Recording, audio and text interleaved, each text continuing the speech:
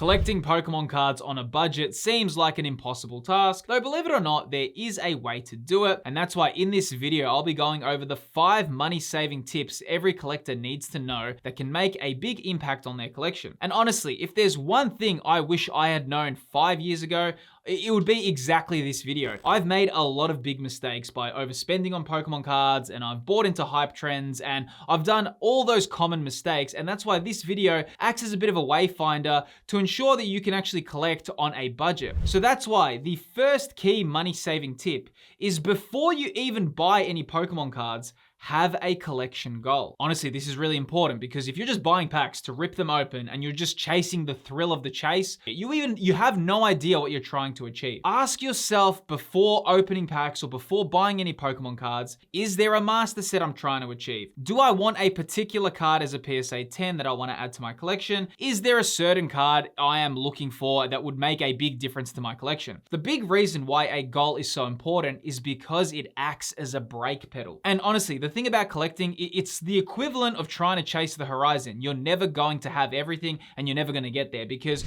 there's always new sets coming out. There's always a new chase card. You can go back in previous sets that start spiking in price. It's crazy how it happens. So you do need to have a goal. And like I said, it does act as a brake pedal. I mean, think of it like this. When someone is trying to lose some weight and lose body fat, they get a meal plan and they have a set amount of calories that they can eat every day. They have a goal that they know they're going for, and the point of the set amount of calories is because it acts as a brake pedal to help them achieve their goal. That's exactly the same with Pokemon collecting. Trust me, if you do not have a goal or a limit, you can burn through hundreds to even thousands of dollars because you're just buying packs and you're just trying to add anything and everything to your collection that's expensive or, oh, that's a cool card. It's much better to find a niche or find something that you want to collect. Think of this as specific goals that are personal to you.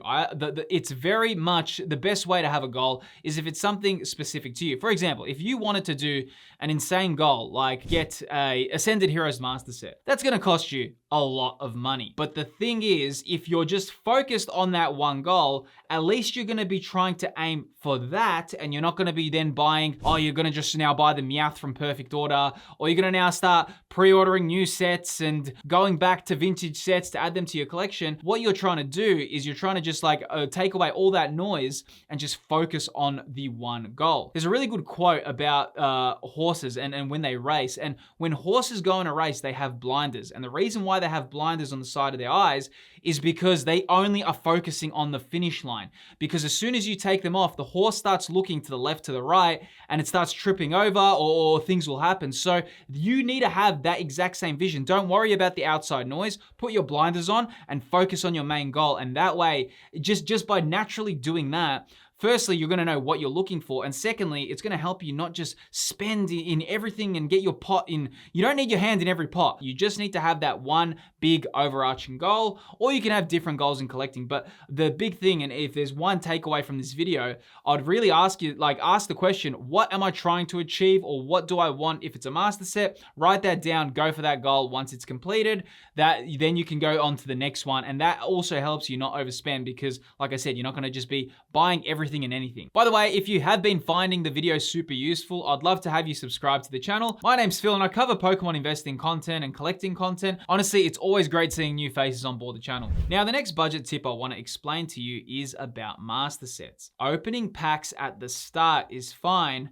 but never end with that. Very simply, if you are chasing a master set and you want all your singles, your reverse holos, all your EXs, ultra rares, all your full arts and all that, it's okay to open a booster box or a few packs to start filling it out and start that checklist. But once that starts getting built and it's filling up, you should always buy the singles. If you love opening packs, which everyone does, who doesn't like opening packs? But the thing is though, you need to have a transition point where you say, okay, I've opened enough packs to start my master set, now I'm going to buy the singles. And this is different for everyone. I mean, maybe it's 2 booster boxes and a few booster packs, and then the rest you buy singles. With me, before prices were outrageous, I'd actually buy 3 booster boxes, and then I'd see how close I got to my master set, and then I'd start buying the singles. But to be honest, I probably wouldn't do that now because the price of the hobby, yada, yada, yada, you get it. It's just a bit too expensive, but that's the strategy you need to have. I see it a lot and people be like, oh, I need this one card for my master set. Oh, I'm just opening this set for my master set, which I get it. It's fun. It's an exciting thing to do,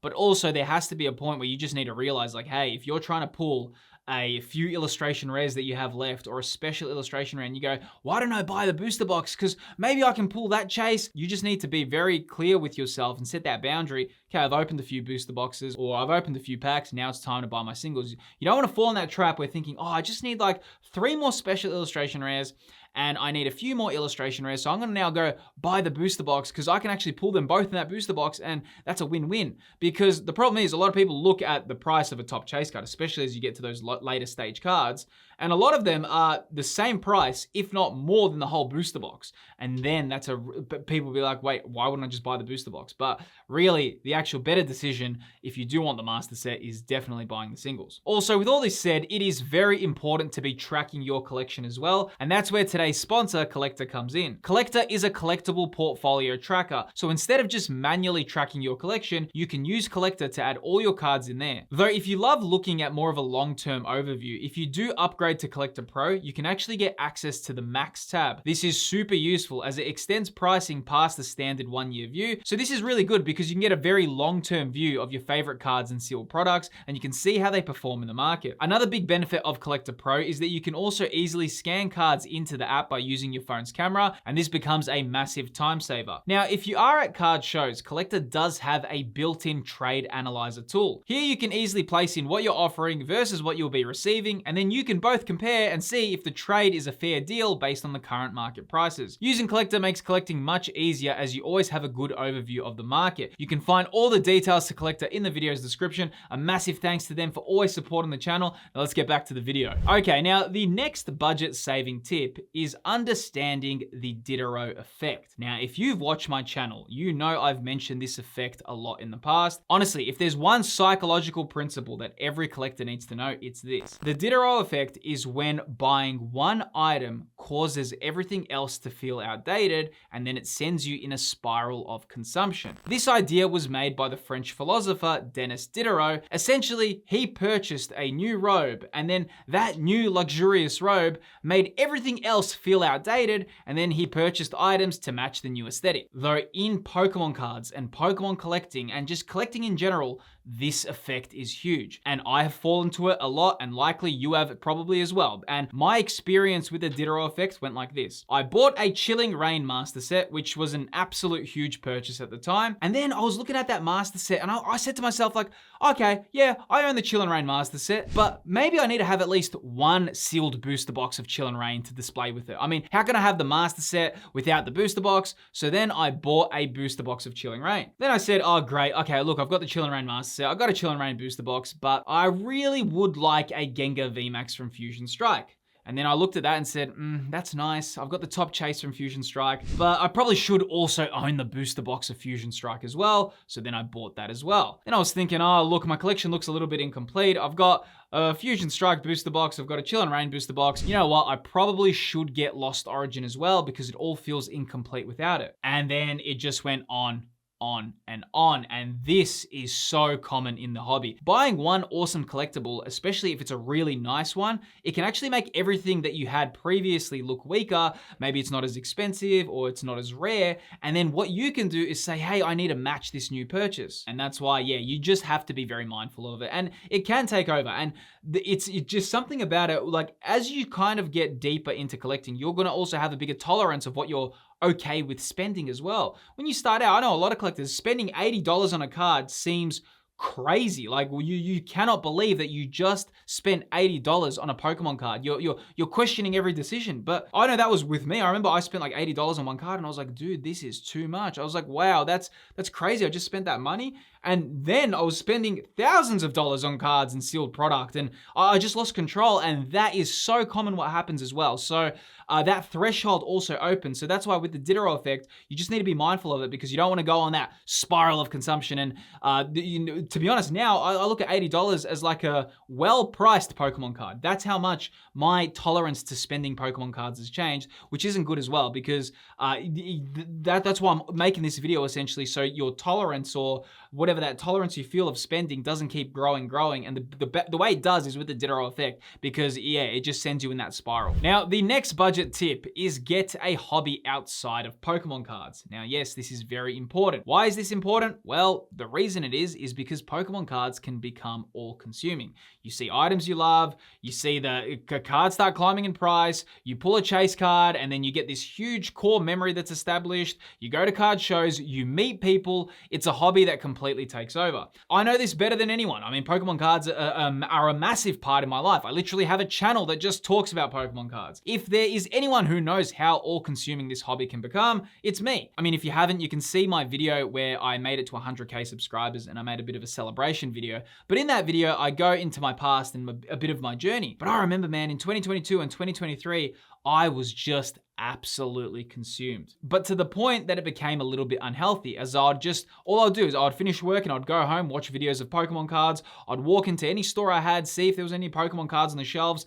Back then, that was very common. It was very easy. You would always find packs in shelves. But the thing is, I realized because I was so consumed by it, if I saw a pack in the stores or anything, I'd buy it, go home, rip open some packs, and it just became a bit of a cycle. And what happened was I started noticing a lot of my other hobbies I had at the time, they all just left the door, and I was just primarily focused on Pokemon cards. But the thing is, Pokemon cards are very expensive. In fact, it's an extraordinarily expensive hobby, and not every hobby is. Some hobbies that I have that are not that expensive are physical fitness. It costs me nothing to go for a run, and a gym membership is not that big of a cost compared to Pokemon cards, and I get a lot of value out of that. Another one is playing a lot of video games. I mean, sure, the upfront cost, I get it to buy a console and a few games, that's expensive, but honestly, once you've made the purchase, I mean, one game can get you hundreds of hours of entertainment. Like, I've played Pokemon Legends EA for over 90 hours. That's like less than $1 an hour for entertainment. And if you are a fan of Pokemon and Nintendo's history, I do have a channel called Philip's Trick Room, which covers these topics in detail. In a recent video, I spoke about Generation 5 and why it did so much different for the franchise. Feel free to check the channel out in the video's description. I just think it's really important that Pokemon cards aren't your main primary focus. In fact, I would say it's probably better if Pokemon cards are a secondary hobby to you, or like a third hobby, to be honest, because if it's your main hobby, it just becomes too much. It becomes too expensive, and we all know that feeling. I think if you're watching this channel, we've all experienced that. But like I said, it's really good to have a few different hobbies, because then you can kind of space that energy out elsewhere. And yeah, like I mentioned before, some of the, to me, physical fitness is great. Gym memberships are not that much. And same thing with video games. Once you buy the console and you play the game, you do get hours of entertainment. Whereas with Pokemon cards, really, I mean, if you buy a booster box, opening a booster box can take you, what, 20, 30 minutes? I mean, it depends how long you take your time with it. And then once you have that, you put it in a binder, and then you just want to do it again. So that's why try space out your hobbies and have different areas that you focus on. Okay, so the next money saving tip. If you're going to make a purchase over $100, wait 72 hours before deciding to do that, and also never buy late at night. So you probably understand the whole 72-hour limit. That's pretty self-explanatory, but you might be thinking, wait, Phil, why not late at night? Now, the reason for this is because there is something known as decision fatigue. Essentially, throughout the day, we make a range of big decisions, from small decisions, micro decisions, and each decision that we make takes up a little bit of our energy and our brain power. And by the end of the day, we're not making decisions from the best place, as literally we've spent the whole day doing this. Now, pair this with the fact, if you've been at work today and maybe you had a stressful day, I don't know, you had a big presentation, or you had just something super challenging that day, well then when you get home, you're not in the best state. And some of the worst purchases I've ever made is right before going to bed. My brain's just not in a good place where it's making smart financial decisions. And then I'm just like, I'll look at cards and I'll be like, oh, if I don't buy it now, it's gonna spike later. but the best way is just to wait until the morning, see if you still feel like it. But I always like waiting 72 hours. Now, in all honesty, this helps because if after 72 hours, if I still want something, then I know it's genuine, and then I'm like, all right, maybe it's a decision I should make. The reason why is because you really don't want to fall into that trap that a lot of us fall into is, oh, if I don't buy it now, it's gonna go up in price. I just know it, man. I just know it. I've been burnt before. I could have bought this PSA 10 slab a few months ago, and now it would have tripled in price. Oh, I'm gonna just do it. That area, just let that part go, man. Do not fall for that. Like, I still get that. There's so many cards that I'm looking at, I'm like, oh. And another little pro tip as well, and this is just something I've learned on the journey.